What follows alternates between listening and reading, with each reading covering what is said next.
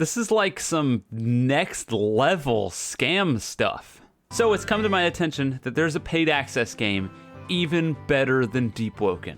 That's right, the game that I declared as almost certainly the best paid access game on the platform has thoroughly been dethroned. And that game is, of course, the alpha for Restaurant Tycoon 3. Because if there's anything that you should be paying for on the Roblox platform, it's to test somebody else's game for them and do a job that, generally speaking, you would either do for free or get paid for. But no, on Roblox, you pay to test other people's games. You moron. Pay up, idiot! And pay up people did, because, well, there's a lot of people playing this. I would say there's too many people playing this. Actually, let me change that up. There's definitely too many people playing this. Now, in fairness, when I logged in to Restaurant Tycoon 3, the title pretty much told me exactly what I was going to play. I've already played Tycoon-type games before. I already know what to expect. It's not like I went into this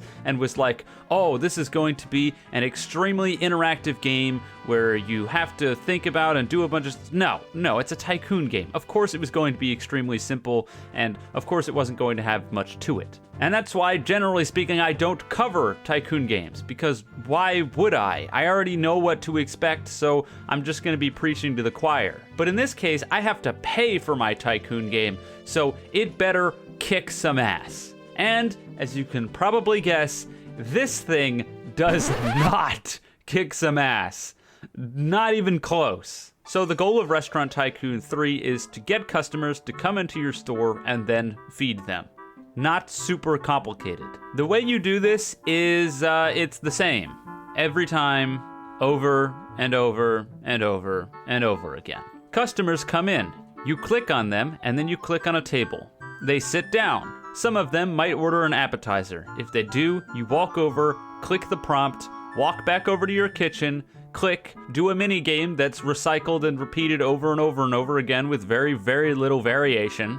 Wait for some timers, bring them their food, they'll eat it. After they're done, you clean up the dishes. They might get an entree. They might get a dessert. If they do either of those things, you're simply repeating the exact same process. Once they've finished up and you clean up their dishes for the last time, they leave money on the table, you pick it up, and that's the entire game. Now, some of you may be complaining. You're upset, very upset, in fact, right now, that I'm saying that that's the entire game, because Eclipse, there are upgrades that make it so that way the game can literally play itself. Oh, fantastic, so I can play less of a game, great. But Eclipse, you can build your restaurant and buy different furniture, and yeah, you know what, I'll cede you that. It's pretty neat that you can build your restaurant how you want to build it, and it's pretty clear that the building mechanics here are not just shoehorned in. They actually did have some thought put into them, so I gotta give credit where credit's due for a singular mechanic in the game. So, good job, guys, I guess. But really, other than that, within probably 15 minutes, you've experienced everything that the game is going to have to offer for the entire rest of the game. So, 15 minutes later, you have paid to play this game, and it's over. Awesome. I think we've hit a new low when it comes to paid access games. I didn't even think it was possible. But you want to know the neat part? The neat part is that I don't just think we've hit a new low when it comes to paid access games. I know we've hit a new low when it comes to paid access games. And that's because after a little while, I decided that I was kind of bored with the restaurant layout that I had, so I switched it up. Initially, I was running a restaurant based on Lithuanian recipes because I've got a buddy who's Lithuanian and I thought that would be kind of fun. Anyways, like I said, I was bored, figured I'd shake it up, so I made a different restaurant, this time with American recipes, so we can serve burgers and fries. Hell yeah, America!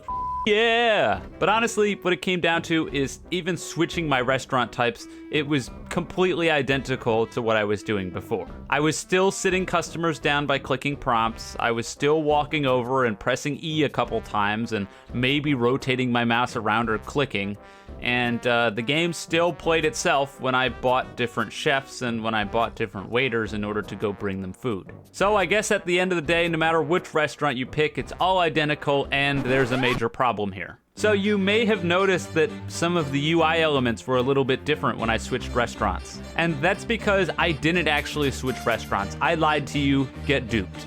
No, this is not the same game. You may have thought it's the same game, but it's not. Do you know what this is? This is Restaurant Tycoon 2. That's right, these motherfuckers copy-pasted their game and are making people pay for it.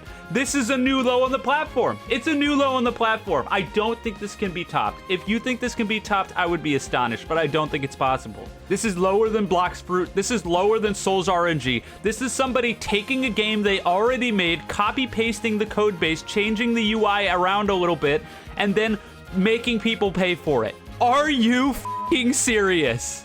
There's no way.